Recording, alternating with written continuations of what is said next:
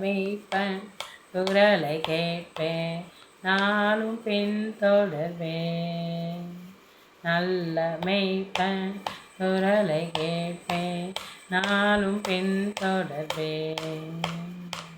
தோளிடம் வந்து கவலை மறந்து தொடர்ந்து பயணம் செய்வேன்.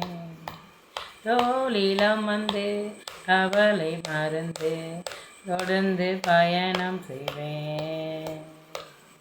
நல்ல மெய்ப்பன் குரலை கேட்பேன் நானும் பின் தொடர்வேன். நல்ல மெய்ப்பன் குரலை கேட்பேன் நானும் பின் தொடர்வேன்.